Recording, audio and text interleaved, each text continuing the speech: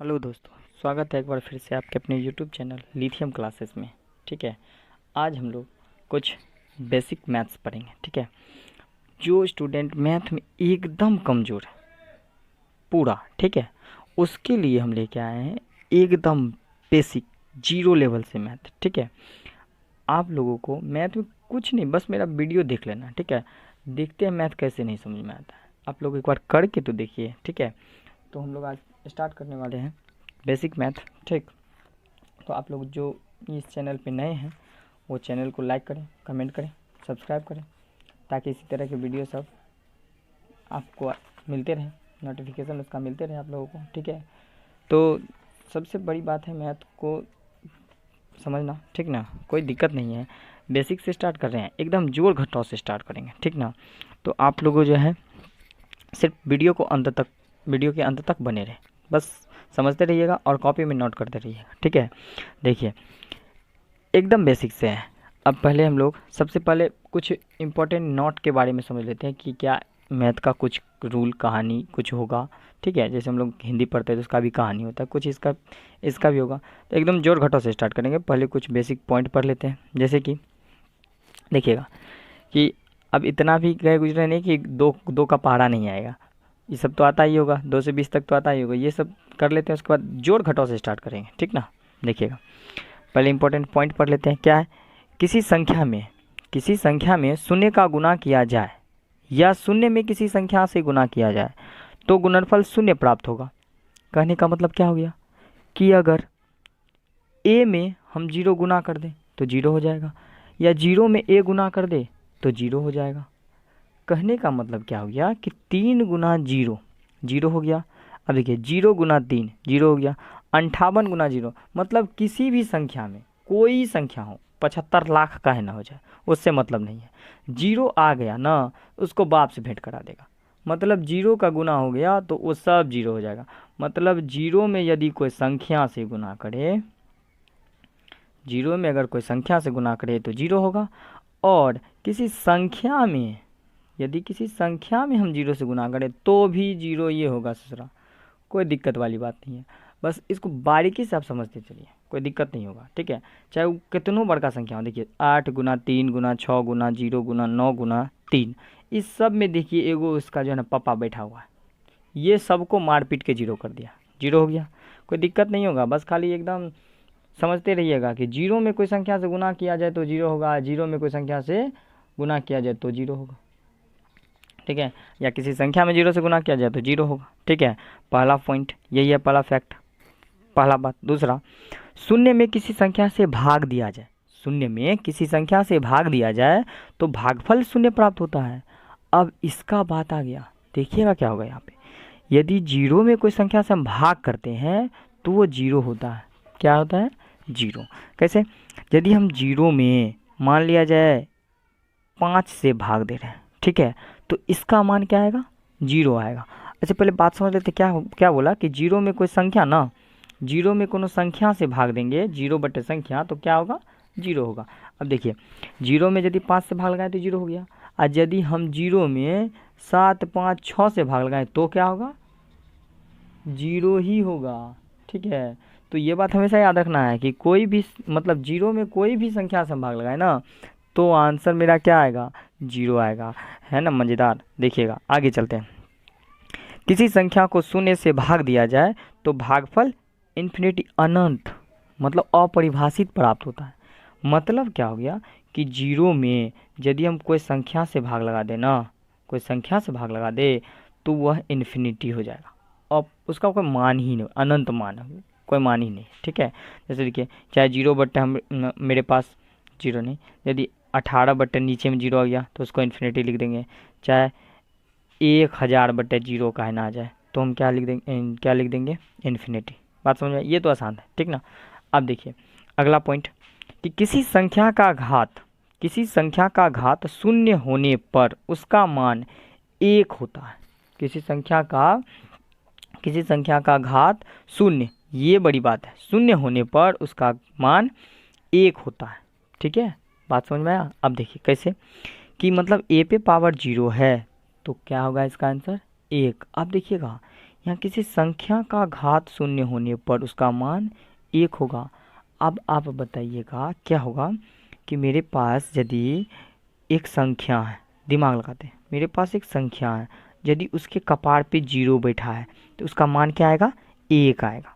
ठीक है, 1 आएगा। अब जैसे मान लेते हैं मेरे पास 17 पे पावर 0 है, इसका वैल्यू क्या आएगा? 1 है, 1 आएगा। ठीक, अब मान लीजिए दूसरा एग्जांपल ले लेते हैं, यदि मेरे पास 7, 5, 6 इस पे पावर मेरा 0 आ गया तो इसका आंसर क्या होगा? 1 होगा। समझ में आया? अब देखिए जैसे 6 प्लस 7 पे पावर 0 ले लेते हैं, इसका मान क्या आएगा? इसका मान कभी भी 1 नहीं आएगा, बस कन्फ्यूजन में हो जाएंगे तब। देखिए 6 पे 0 नहीं लगा है तो 6 का 6 ही होगा, प्लस 7 पे लगा है 0 तो 1 आएगा। अब बाद में ये जुट के आ जाएगा 7। ये सब भी बात ध्यान में रखना है। तो इसके बारे में आगे क्वेश्चन कराएंगे, पहले हम अभी पॉइंट के बारे में बात करते हैं। मतलब कोई भी संख्या के कपार पे यदि 0 बैठ गया, विराजमान हो गया, तो आंसर क्या आएगा? 1। ठीक, चलिए आगे बढ़ते हैं। उसके बाद किसी संख्या को, देखिए आगे है, किसी संख्या को स्वयं से भाग देने पर भागफल 1 प्राप्त होता है। ठीक है, अच्छा स्वयं क्या होता है पता है ना? अपने आप, खुद से, उसी को स्वयं बोलते हैं, खुद से। ठीक है, तो किसी संख्या को स्वयं या खुद से भाग देने पर भागफल 1 प्राप्त, ये तो बकलोलबा कोई जानता होगा। अच्छा बात बोलता है। देखिए 17 बटे यदि हम 17 से भाग लगाएंगे तो 17 का 17 एक के बार में कटा। यदि 16 बटे 16 से भाग लगाएंगे तो 16 का 16 एक के बार में कटा। इस सब का आंसर क्या आएगा? 1 ना आएगा। ये आसान पॉइंट है। ठीक है, अब हम लोग चलते हैं, बस इतना ही पॉइंट था। अब हम लोग जोड़ घटाव पे चलते हैं, देखते हैं जोड़ घटाव में क्या सब है। एडिशन एंड सब्ट्रैक्शन, जोड़ और घटा। ठीक है, देखिएगा ये सब जो है ना बात, अब जोड़ के बारे में बात किया तो जोड़ तो संख्या का ही ना करेंगे, कोई बात ऐसे कोई भारी है नहीं। ठीक है, अब जैसे मेरा पहला आया है कि धनात्मक संख्या सदैव आपस में जुड़ती है और चिन्ह प्लस का लगता है। अच्छा, धनात्मक चिन्ह करने का मतलब हो जाता है क्या? प्लस का चिन्ह। धनात्मक चिन्ह किसका होता है? प्लस का चिन्ह को बोलते हैं। ठीक है, मतलब हो गया कि यदि मेरे पास 7 है और प्लस में 3 है, एक बात याद रहना चाहिए। ठीक है, क्या कि ये संख्या जो है ना, इसके आगे में यदि कुछ नहीं लगा रहता है ना तो कौन चिन्ह छुपल रहता है?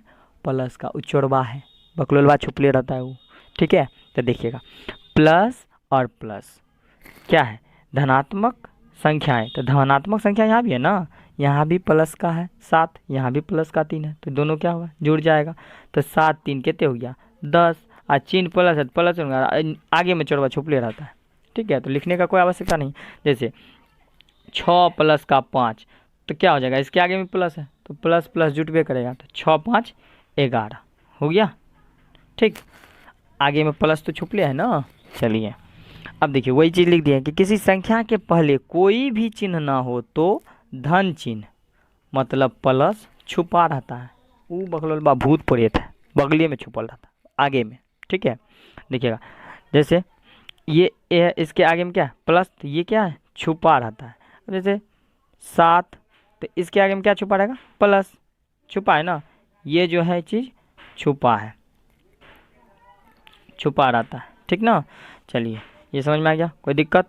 चलिए कोई दिक्कत यदि हो तो कमेंट करके बताइए। ठीक है, हम भी जानेंगे ना कि आपको क्या दिक्कत है, उसी टॉपिक पे फिर वीडियो लेके आएंगे ताकि आपको जो दिक्कत हो। ठीक ना, कोई भी चीज़ में घबराना नहीं है। ठीक है, देखिए ऋणात्मक संख्याएं। अच्छा, ऋणात्मक क्या था? माइनस वाला, जो इसमें माइनस लगा रहेगा वो ऋणात्मक रहेगा, कर्ज खोका है।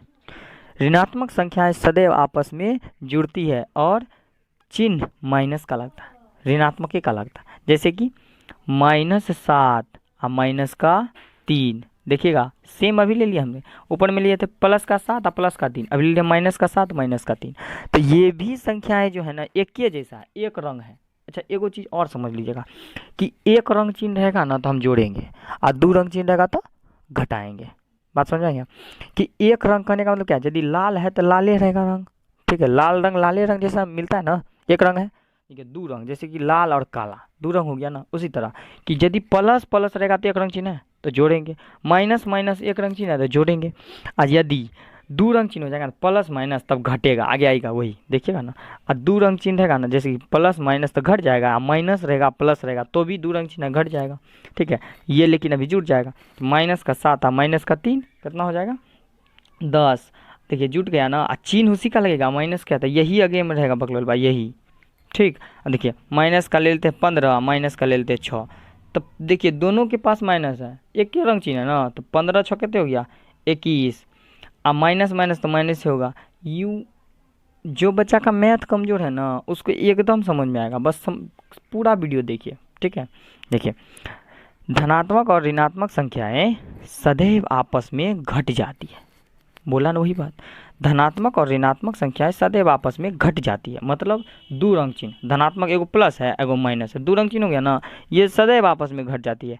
और यही बड़ी बात है कि चिन्ह उसी का लगेगा, मतलब चिन्ह बड़ी संख्या का लगेगा, चिन्ह उसी का लगेगा जो संख्या बड़ा होगा।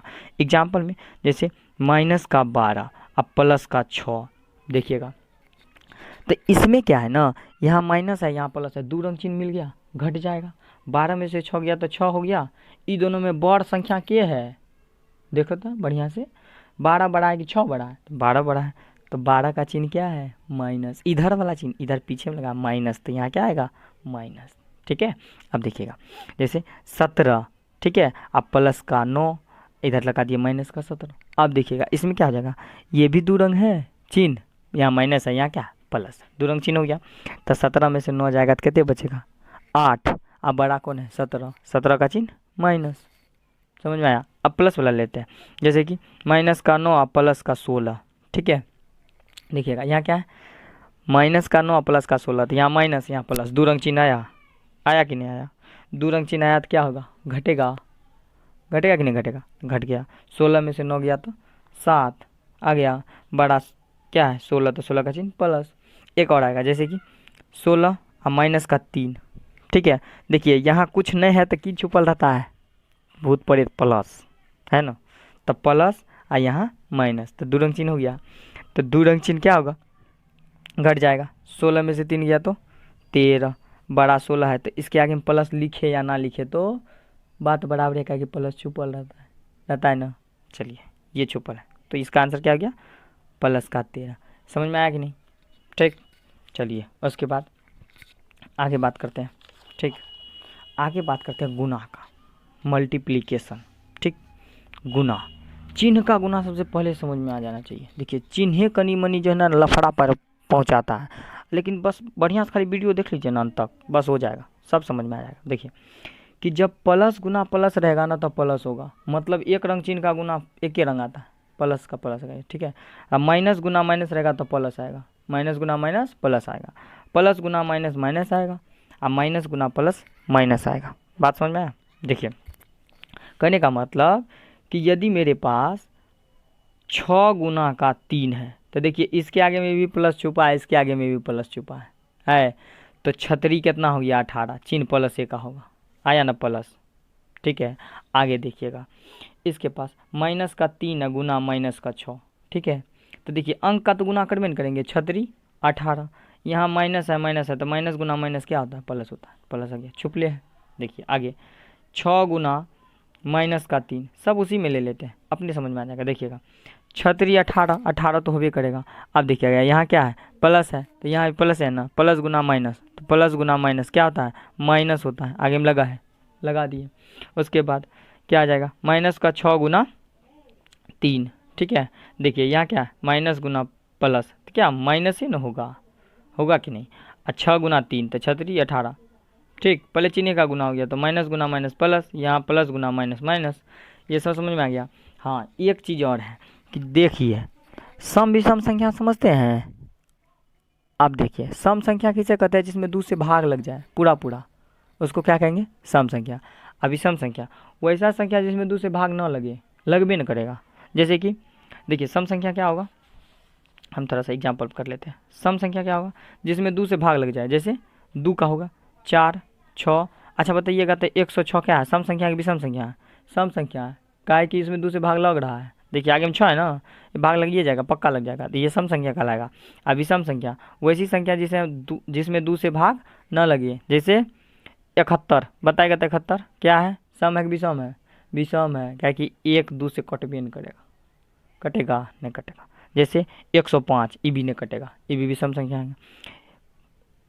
1000 देखिए 1 ये क्या है 1001 विषम संख्या, ये भी नहीं कटेगा, इसके आगे में भी एक, ठीक है।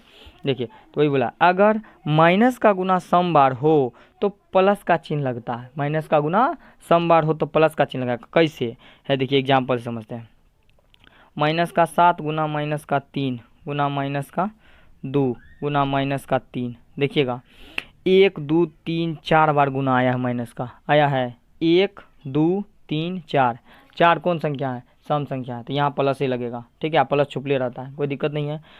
7 गुना 3, 7 या 21 दूनी 42, ठीक है, आप 42 में 3 से गुना कीजिए, 42 में 3 से गुना कीजिए कितना हो जाएगा, 3 दूनी 6 और 4 तिया 12 126,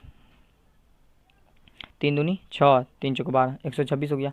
अब देखिए नहीं तो ऐसे सिंपल भाषा में चलते हैं, माइनस गुना माइनस, माइनस गुना माइनस गुना माइनस गुना माइनस गुना माइनस, 1 2 3 4 5 6 7, एक बार और लेते हैं। देखिए 1 2 3 4 5 6 7 8 गो है माइनस, तो 8 गो माइनस क्या देगा, प्लस देगा, क्या कि 8 कौन संख्या है, सम संख्या है। दूसरी बात, अगर माइनस का गुना विषम बार हो तो माइनस का चिन्ह लगता है, माइनस का संख्या विषम बार हो तो माइनस का चिन्ह लगेगा। जैसे है देखिए माइनस गुना माइनस गुना माइनस गुना माइनस गुना माइनस गुना माइनस गुना माइनस, 1 2 3 4 5 6 7, बताइएगा 7 कौन समझेगा, सम की विषम, विषम, क्या कि दूसरे भाग नहीं लग रहा है, साथ में नहीं लगेगा, तो इसका गुना क्या देगा, माइनस देगा। जैसे कि -3 गुना -2 गुना -1 गुना -3 गुना -2, देखिएगा क्या है 1 2 3 4 5, 5 कौन सम की विषम, विषम, माइनस से होगा।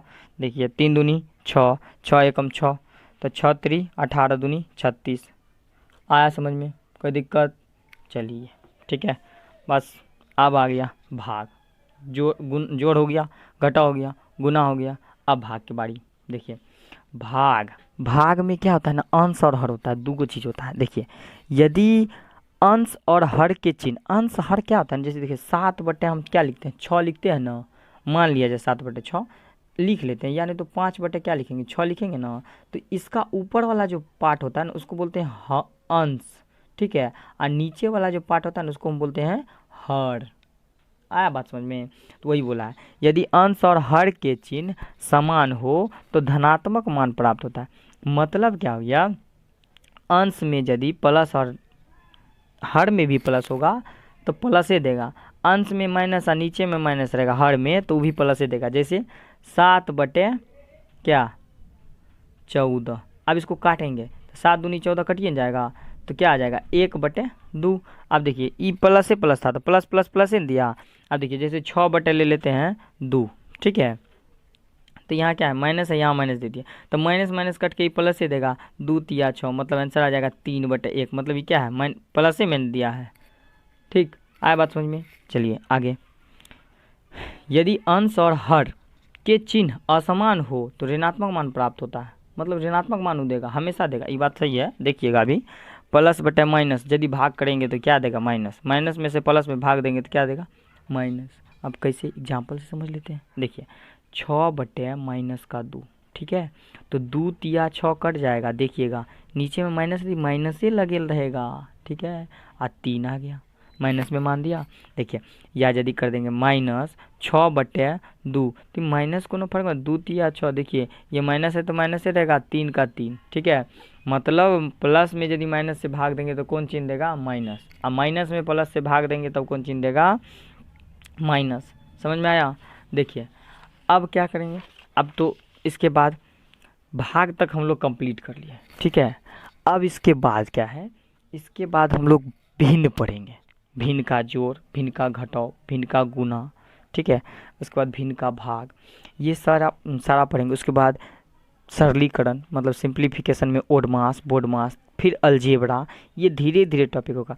आप लोग इस चैनल पे यदि नए हैं ना तो इस चैनल को लाइक सब्सक्राइब कर लीजिए, ताकि इसी तरह के मज़ेदार वीडियो सब आपके जो है ना आपके पास नोटिफिकेशन आते रहे, ठीक ना।